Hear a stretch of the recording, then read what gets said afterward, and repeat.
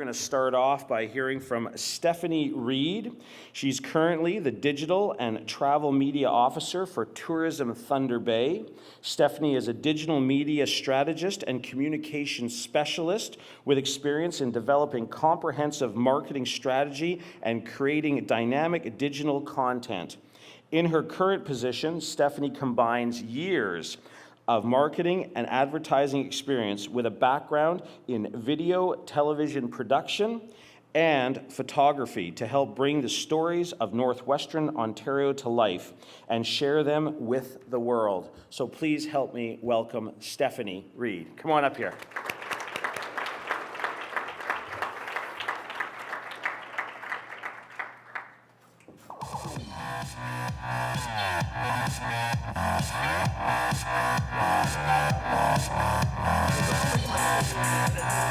This song plays out in every room I walk in. I'll just set that up here. If you'll indulge me for a second, I'm just going to take a picture for social media purposes.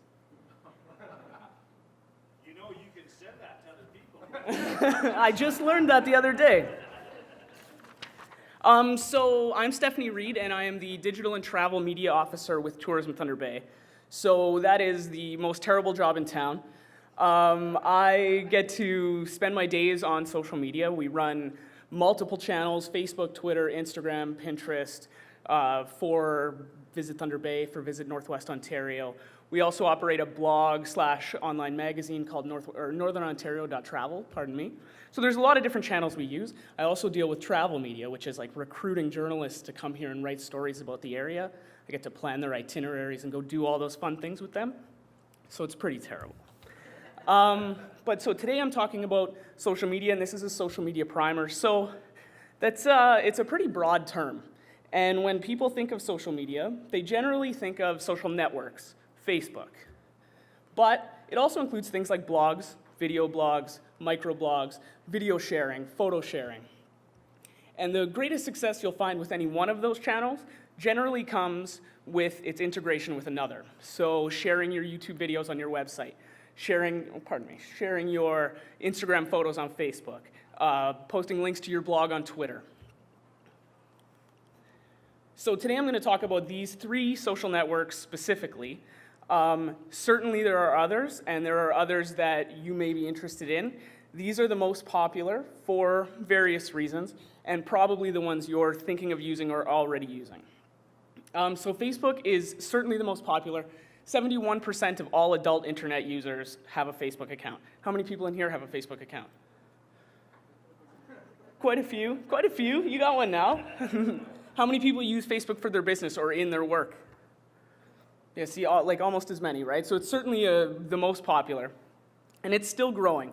It's not growing in younger users, so if your market is under 25, it might not be the best place for you. But between 18 and 49-year-olds, it's still the most popular, and it is growing enormously in the senior market. So if those are the people you're looking to talk to, you have to be on Facebook. Twitter is shrinking, certainly. The number of users on Twitter has dropped dramatically in the last few years. However, it is still huge, nearly 300 million users. It's a microblog, so not a social network, but a place for you to disseminate information, to build a community, to find like-minded people, and to share information amongst each other. Hashtags gained their popularity in Twitter, are also a big part of Instagram, but they're the perfect way to group your tweets with other tweets. So if you're a wine expert and you hashtag your tweet with wine, then anyone searching for that will find your tweet. They'll find others, they'll find yours as well. And Instagram is the place to be right now. It's photo, video. It's the place to show your business behind the scenes. It's a chance to reward your audience and give them sort of a VIP access to the inside of your business. Also, with the ability of hashtags, you can, search out other audiences that are speaking about you specifically, speaking about your industry, things that are related to you. This is a great way to find other people that are interested in you or could be interested in you. So we're going to talk about Facebook for Business just a little bit. The basics, you all have your Facebook pages. Make sure that your profile is complete. If you go to any business, 8 out of 10 will be missing a piece of information. Their hours, maybe their website, maybe their location. Go through and make sure that all of that information is in there. You don't want to set up any barriers to people being able to contact you. So if they are on your Facebook page and they want to go to your website and the URL's not there, that's just one more step in front of them that might deter them from coming to your website. Be active. It's certainly better to have no social media profile than to have one that hasn't been updated in a year. If you can't get on there every day, 3 times a week is fine.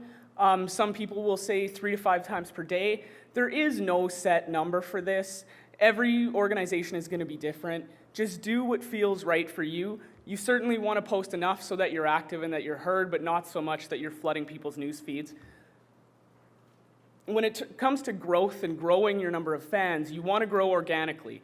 So you can buy likes, and it's tempting to grow your numbers by just paying a few dollars and seeing this number grow. But those people don't care about your business, and they're not engaged with your content. And so it's much better to have 50 followers that really want to know your information, want to share it with their networks, than to have 500 that don't care. So when it comes to posting on Facebook, you want to make sure that your content is relevant, but it doesn't always have to be business-related, industry-related. Certainly it should be sometimes, but not always. There is always room for a cat video or how to bake a cake, depending on who your audience is. Always post different types of content. In the early days of Facebook, you could only post text. And as it's grown, you can post photos, you can post videos and links. Different pages will have content that will work better with their audiences. Photos will work fantastically for some, not as great for others. So the best thing you can do is just experiment with all of the different types, monitor it through Facebook Insights, and find which kind work the best for you, and just do more of those. If your audience wants links to further information, give them that. If they want photos that they can share with their friends, give them that.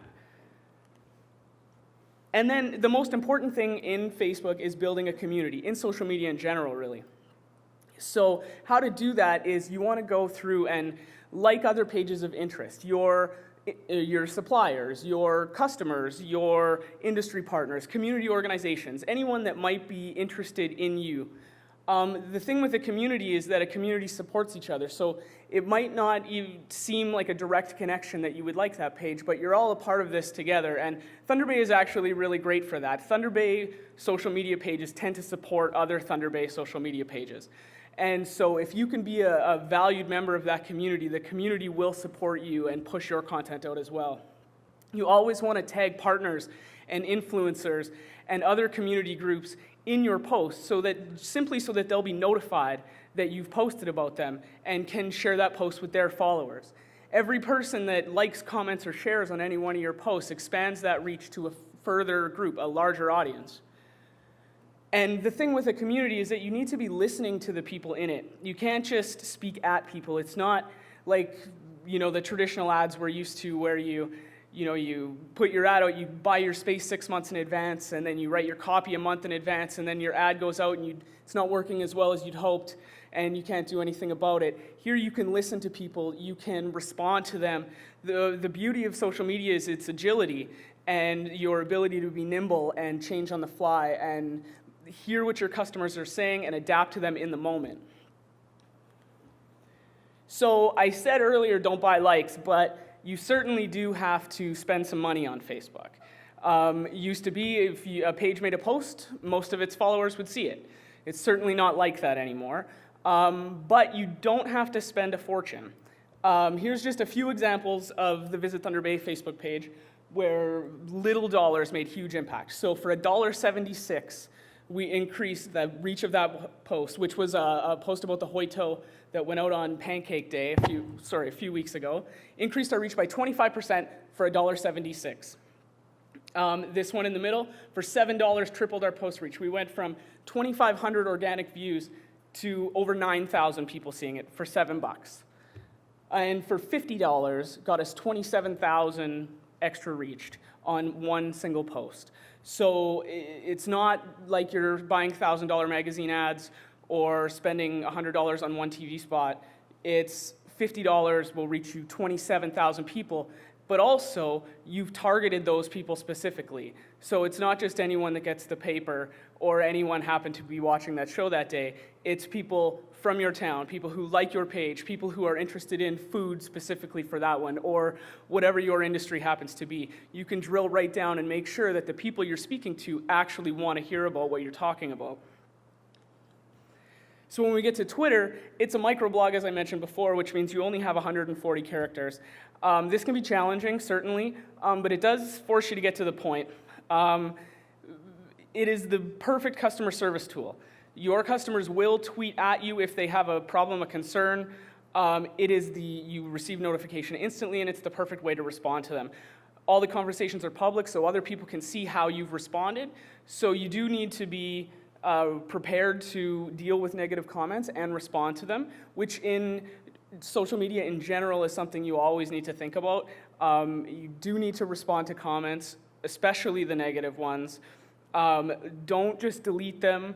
Try to respond as you would in person. If someone came into your store or came into your office and had a complaint, was irate perhaps, what would you do in that situation? You would try to calm them down. You would try to resolve the situation. That's exactly how you solve it here too, and you have to do that. And leaving it public allows everyone else that may think they might have that problem or is worried that something might happen, that they can see that you solve the problem. If there is a problem, as there sometimes is, you will take care of it, and they can trust that you will do that. Twitter is also a great industry learning tool. So forget about promoting your business for a second. Think about learning more for yourself and professional development. Some of the best and most important articles and pieces of information will be found on Twitter, and they will always be hashtagged with a relevant hashtag. So if you're looking for social media information, it's easy to find. If you're looking for information on, retail or banking or whatever your industry is, you can search those hashtags, relevant words, industry terms, and you will find some of the best information you can find anywhere, current, relevant, and all you need to know. Twitter is also the perfect place to become an expert. So if you have a blog, that's your chance to write articles and share your story your way. Twitter is the perfect place to share that content and to find people that are looking for your type of content. There's a story about a guy named Gary Vaynerchuk. I don't know if anybody's ever heard of him. He's kind of a famous internet marketing guy. He's got like 1 million Twitter followers. But he started out, his dad owned a liquor store in the US. They had a private single liquor store. And in just a few years, he turned that from one liquor store into like a multi-million-dollar business through blogs and Twitter. And so what he had done is he, in the late 90s, had built an e-commerce system so that they could sell wine online. So before any of the other liquor stores in the neighborhood even really knew what the internet was, he had this system that they could sell wine. But they still didn't really have any customers to sell it to. So then he started a video blog where he answered questions about wine. He taught you about wine. Gary certainly wasn't the most knowledgeable guy about wine. There were far more people who knew way more about wine, but they weren't making videos. So when you Googled your question about wine, you saw Gary's video, and Gary instantly became the expert on wine. And so he is the wine guy. If you go to Twitter, he is at the wine guy. And so what happened is that he would go on Twitter and he would search out people who were asking questions about wine. Oh, what should I have with dinner? Or I tried this new bottle. And he would just respond to them. They didn't ask him specifically, but they were talking about something he knew about. So he went and told them. And so now if he had a good answer and he talked to you, you're probably going to buy your wine from Gary. And in just a couple of years, he had grown this, one liquor store into this huge business. And now he doesn't sell wine. Now he's a marketing expert and owns a media company. So, it progresses. But the idea is that with a little bit of effort, you can find a huge community that do want your information.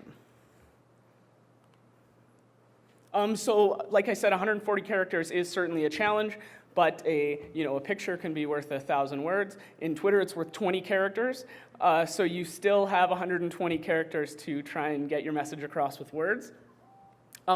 In Twitter, you certainly want to post frequently. Tweets get lost in the shuffle. They come so fast that yours is gone as soon as it came.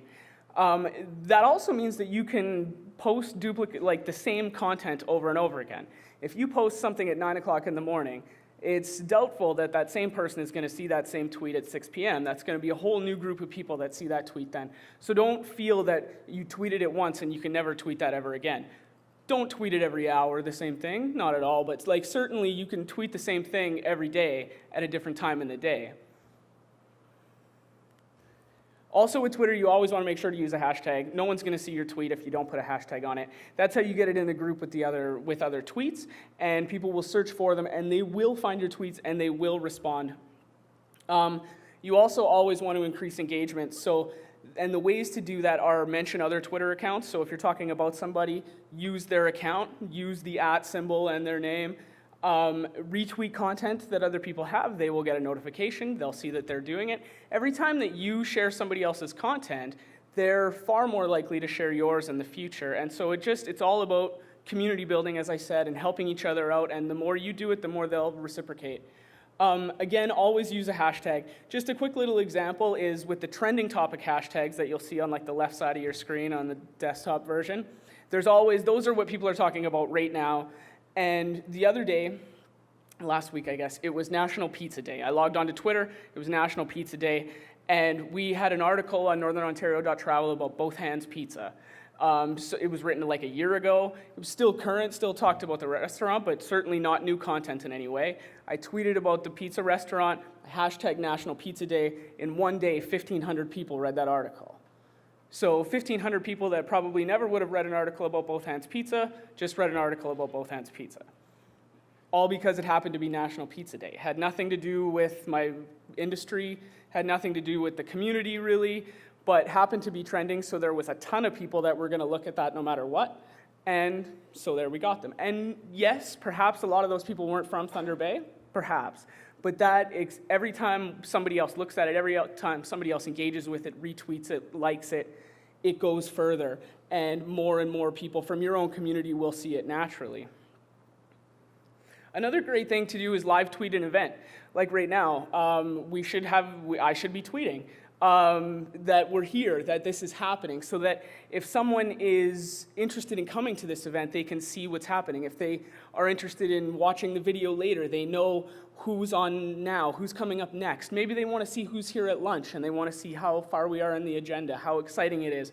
This is the time to tell that. And those tweets will go by so fast that you don't want to tweet now that something is happening, in an hour, because in an hour it'll be gone. You want to talk about it happening right now, right?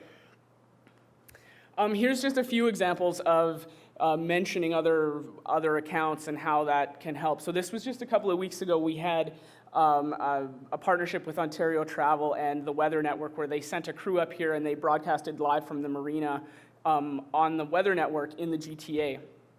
And so these were the tweets, just a handful of the tweets that went along with that little trip. So the first one, the whole experience is sponsored by Porter. Anyone who's ever taken a Porter flight knows that view right there in the picture. He tweets at Porter Airlines, he tweets at the Weather Network, he tweets at Visit Thunder Bay. We all see it, we all share it. His tweet is seen by tens of thousands of more people. The next day, we take him out ice climbing. He tweets to the Weather Network, to us, and we all share it. Way more people see it. The same thing, the next day we tweet. We bring Persians for breakfast. We tweet that. We hashtag it Thunder Bay, hashtag T-Bay. We get way more views because of that. And that's a searchable hashtag. People want to know what's going on. T-Bay is something people know. So just because of that hashtag, way more people see our tweet. And they all sort of work in together. When we get to Instagram, this is where you want to share your photos and videos, 15-second videos only. If you have a 30-second commercial or something that you've done, this is a really good opportunity to have a 15-second version done, but certainly don't think that your videos need to be professional in any way. This is, as I said earlier, behind the scenes, real, rugged, for lack of a better term. You want it to be a real live look at the behind the scenes of what's happening. It is the perfect reward. These people have followed you, they like your business, they like your company, your organization, they want to know more. This is your chance to show them what happens and how it all works. So show them production, show them your staff, show them what it looks like before you open in the morning. Show them the things that they wouldn't normally be able to see. Content should always be fun, should always be fresh. It's not a catalog. Don't just, share pictures of your product. Don't just share pictures of your things. It's about giving an experience to people who are looking at your pictures or viewing your videos. You want them to have an emotion that they're seeing something they normally wouldn't see, that they're getting access they wouldn't normally get, and that they're getting closer to you as a brand and as an organization. When you're posting, you want to be human. Like I said, it's a conversation. It's not a catalog. It's not the place for, if you're a shoe store, to just post different kinds of shoes that you sell. It's about posting people walking in those shoes and people exploring and the things you can do in them and extending your product into people's lives. The beauty of Instagram and every other social media channel for that matter is that you can curate content from your audience, and this is the strategy for many huge brands. Starbucks has a huge Instagram following. All of their photos come from the audience. So people take their Starbucks, they put it here, they take a picture with their Starbucks cup in it, hashtag it Starbucks, and the good ones are on the Instagram feed. There are dozens of giant corporations that is their strategy. There isn't someone out there taking pictures every day thinking of what we're going to take. They encourage their audience to submit photos to them, and then those are the photos that they use, which encourages more people to submit more photos on the chance that theirs will be the one that gets picked. So growing a following in Instagram is similar to everything else. You definitely want to use hashtags to find videos and photos that are pertinent to you and your industry. In Thunder Bay, you want to search hashtag TBay. You want to see if there's any things you can share there, certainly. If people searching your business specifically, seeing if people are talking about you, sharing those. You want to follow other accounts, certainly. With any community, you want to be engaged with the community. You can't ask the whole community to like your page if you're not going to go out and like theirs. You can't ask them to share your content if you're not going to share theirs. So it's all about working together to kind of build everyone up. So now that we've kind of talked about, social media, what is social media it's community building, and it's finding people who are interested in you and giving them specific messaging. It's not an ad that gets plastered to everybody that should kind of work for most people. It's a direct message to a direct kind of person. If I'm talking about canoeing, I direct my messages to people who are into paddling. If you're talking about food, you direct it to people who are interested in culinary experiences. And in Facebook and in other social media advertising, you can do that. You can drill right down to those people, right down to geographic areas. You only want to talk to people that live in Thunder Bay, you can do that. But it's also the opportunity to engage with real people. So it's kind of taking it back to the personal sales level. This is your chance to have your brand be a real person engaging with your audience as real people. You have real conversations, you talk to each other, you don't just talk at people, you have to listen to them and you have to respond to them. And I come to a lot of these things and you hear a lot of buzzwords and you hear a lot of things, and it was kind of mentioned in the opening remarks that sometimes things are pretty high level, and at the end the audience is still asking questions like, well, what platform should I be on? And I'm on Facebook, but I don't really know what to do now. And I think that all of those questions, those common questions, you can kind of answer for yourself if you make your brand into a person. Now, there's probably some marketing experts that are going to cringe at how I'm going to simplify this, but just imagine your brand as a person. What do they like? What kind of music do they listen to? What do they look like? Where do they go? What do they eat? What are they into? Are they a Mac or are they a PC? Are they a desktop or a tablet? If you know that, you'll be able to tell how you should be. You can't be successful out in the world if you don't really have a good sense of who you are, and that's the same thing here. Now, once your brand is a person and you kind of have an image of who he or she is in your mind, imagine that social media is a series of parties or social gatherings. Hopefully it's not too early to talk about parties, but not everyone will attend the same parties. The parties you went to when you were in high school are certainly different than the ones you went to now. The parties you go to in your personal life could be very different than the ones you go to in a business sense. The people there will be different. The way you act will be different. The topics of conversation will be different. And you have to think about that when you're engaging in social media. You can't share the same message on Facebook, Twitter, Instagram, Pinterest. It's different audiences in each one. Potentially, they may be interested in the same content, but the way you give it to them needs to be different. And you can't expect to take a high school kid and bring him to a chamber after business and him to know how to act there. His first few times are going to be different. Maybe he doesn't belong there. Maybe he's not ready for that yet. And not everyone should be at the same party. Not everyone is going to be welcome at the same party. So you need to figure out where your brand persona fits. Where is he or she going to fit in the best? And where can they make the biggest impact? So the rest of the common questions can still be answered with that analogy. What platform should you use? Well, what party would you fit in at the best? How often should you post? Think about being at a party. You want to talk enough so people notice you're there and you're engaged in conversation, but you don't want to be the guy who never stops talking, right? Like, you don't want to be irritating. So you can say 3 to 5 times per week or 3 to 5 times per day, but for your page and your organization, it's going to be what is comfortable for you. You want to always be talking, but you don't want to always be talking, right? What should you post? Same thing. What would your brand persona find interesting? How would they speak? What words would they use? What terminology would they use? How would they phrase it? Would they share cat videos? Would they share industry articles? It's fine to be funny. It's fine to be serious business. It just needs to be real for what your organization is.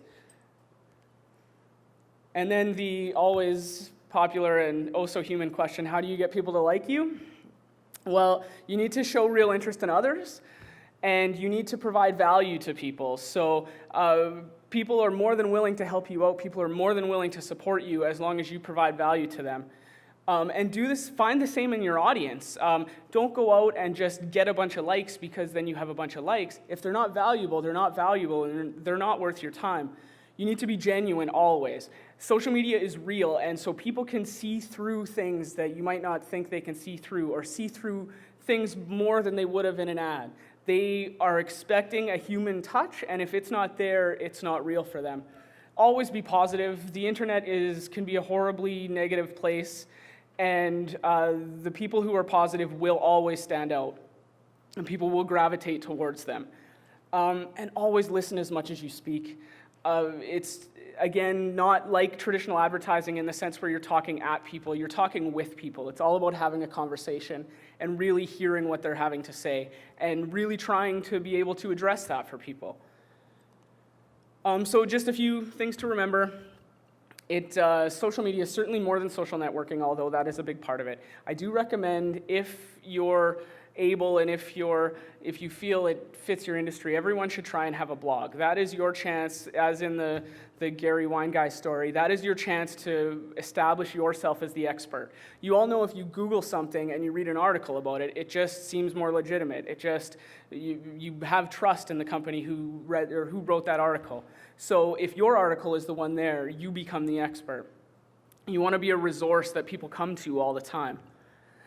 Great social media, don't be discouraged or overwhelmed by the idea that you have to be on a million different platforms. You certainly don't. Choose the ones that work best for you and just do them really well. Try and integrate them with each other as much as possible. It will just feed into each other. Your blog will get more traffic, your Twitter will get more traffic, your Facebook will get more traffic, all just because you're cross-promoting all of them within each other. Remember that it must be social. Remember that it must be human. Be real. Talk to people, hear them. Have a person on your staff, if it's not you, who does this all the time. There are a lot of companies who will do this for you, and those are great, and I'm not discrediting those at all, but find someone who really knows your business inside and out, who can be the human face of your business. When in doubt, think of your brand persona and go into parties, and that always cheers me up. And I honestly, I know it's really simple, but it will help you answer all of those common questions if you just think about it in those terms. So where should you be? What should you say? If you were at a party right now, how would you act? That's how you should act there. Always experiment with different types of posts. You don't know what's going to work. Something may have worked before that's not going to work as well now. Something may have worked great at your old job that might not work now. Experiment with different kinds of posts. Just monitor them. Insights are simple. They're not complicated analytics in any way. It's easy to see what's happening. and just adjust on the fly, see what works. If videos are working great for you, then do a lot of videos. If photos are doing it, then stick with that. And spending money on your friends is great, but only if they provide value back to you. So like I said, don't buy a lot of likes. Definitely do put money behind boosting content to your people. You will still have to pay money to boost content to the people who already like you on Facebook. So you can't think that they already like you that you don't have to pay. You still have to pay. You just don't have to pay as much. So I'm going to take a selfie with all of you now, if that'll be okay. We're going to put that on Instagram. And then I can take any questions if anybody's got any.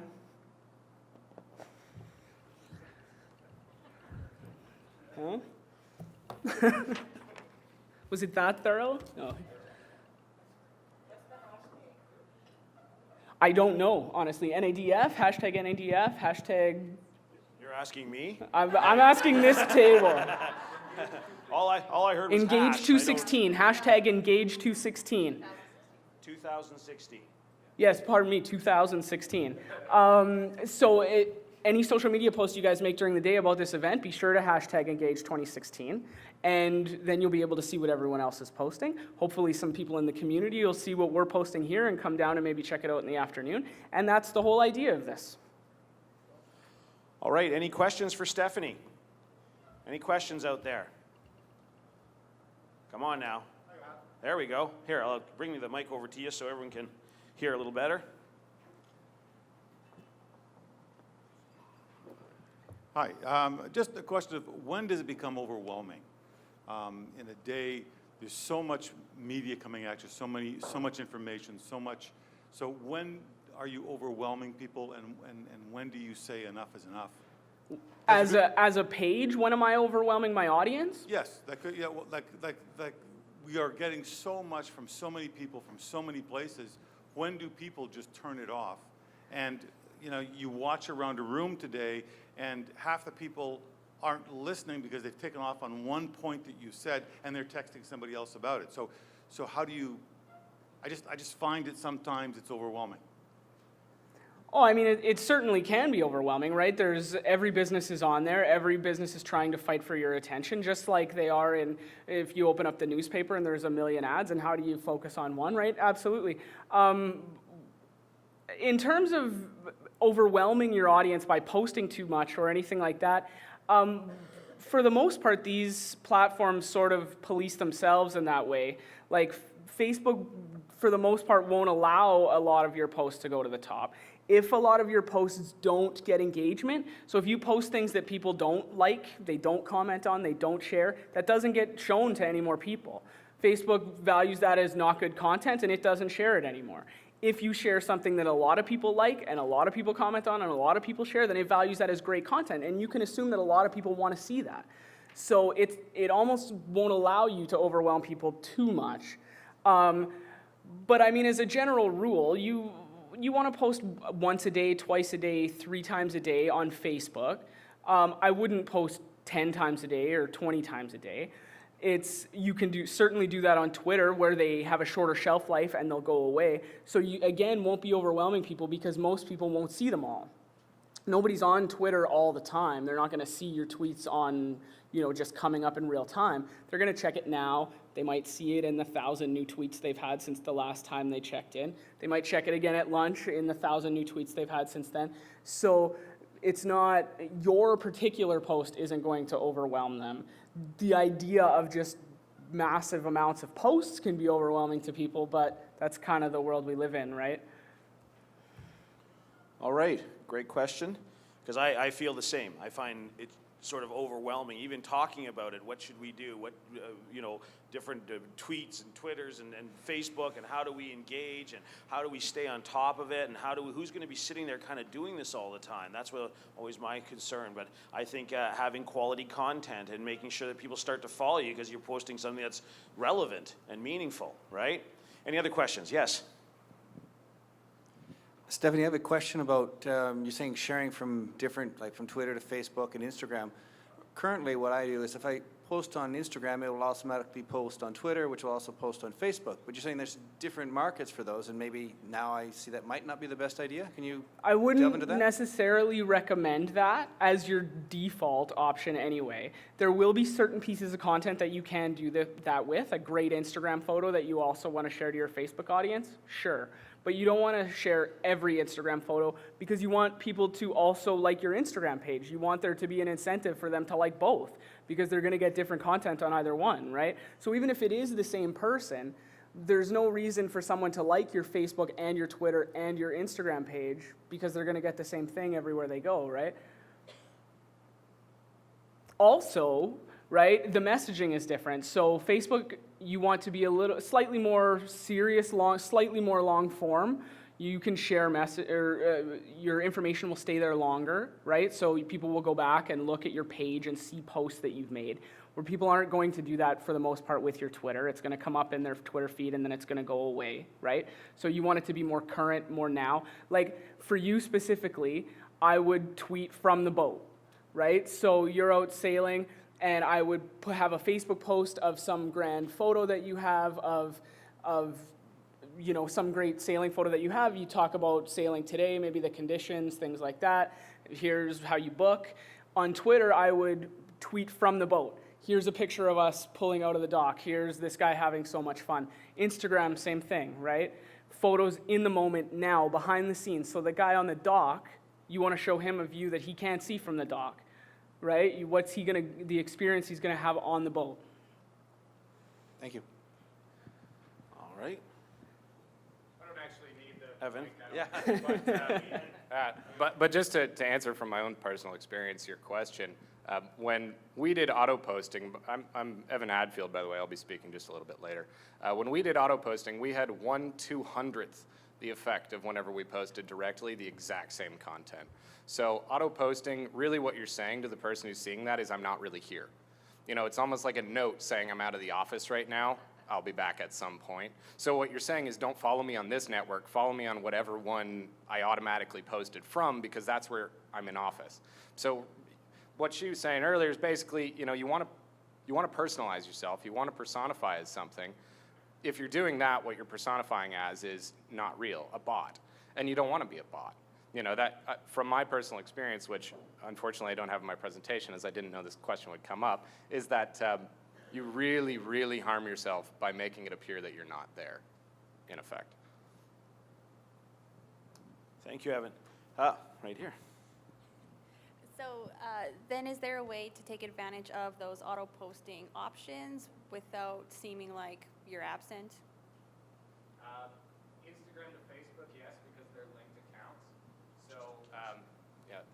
So on Facebook, Instagram will actually show up as a real post, whereas on Twitter, it's just going to show up as words and then a link that you have to click through to get back to Instagram, right? Because Facebook owns Instagram, they'll integrate that directly into their account. And there's a reason why other accounts won't let this happen. Google Plus tried it really hard when they were trying to make a name for themselves because they knew that people wouldn't go to them. They needed to have it automatically post other things. But the other networks all shut them down and said, well, if you do that, no one will stay on Facebook, right? So they make it nearly impossible to actually automatically post from two separate companies. But internally, like Vine to Twitter or Periscope to Twitter, those all naturally integrate. So you can auto post from there. However, auto posting cross-network, like Facebook to Twitter or vice versa, is always going to be bound for failure simply due to the networks themselves showing everyone so that they know, so they won't follow you on that, right?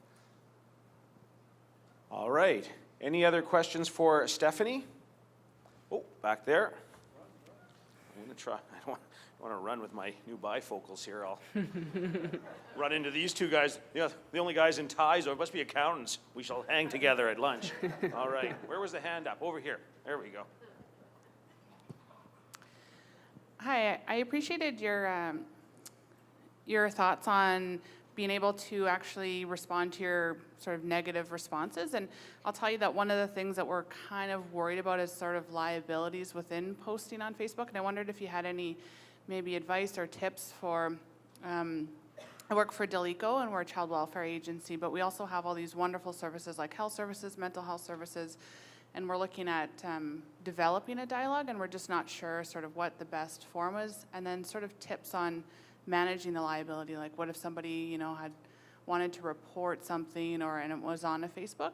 I think that's just sort of where we're leery, and wondered if you had any advice.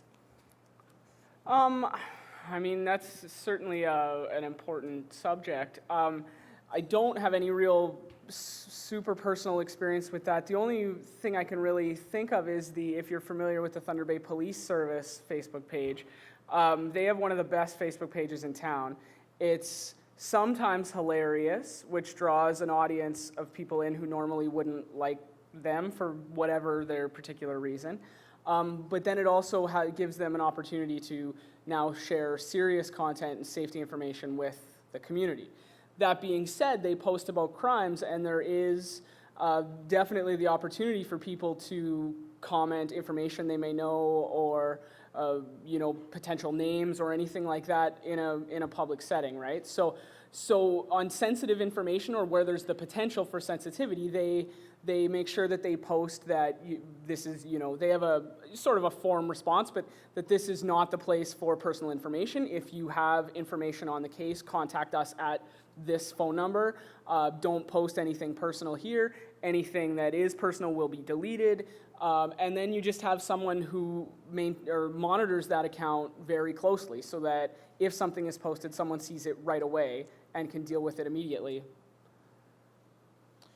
And don't post at 3 a.m. from Mexico. I learned that just the other day. There's an image of me wearing a Hooters girls' shorts and shirt. That sounds like Anyway. a great Instagram post, though, like a behind-the-scenes look at your life. It's funky. Any tips on Facebook ads? Use them. Definitely use them. In terms of boosting post content that you've already had and creating new ads, definitely do both. You can target those ads as specifically or as generically as you want. So it is a really effective use of marketing dollars. I would start with small amounts of money and see what you get a better response from before you put down a larger amount of money. You will see results with $5, $10. Like, it's easy to experiment. So try, 3 different versions of the same ad that all use a different photo or slightly different text, and see which one works better. And then in your next, when you're ready to spend your $100 or your $1,000, do that ad only, because you know it works better than the rest. Try to different target groups, experiment. Just monitor what's happening and adjust, and experiment with small amounts of dollars. Just try it out. Like, the worst that's going to happen is you're going to lose $5. It's not that big of a deal if you can figure out a way to, get thousands more views on your post. It's worth it. All right. Any other questions for Stephanie? Any other questions? Okay. Big hand for Stephanie. Very engaging.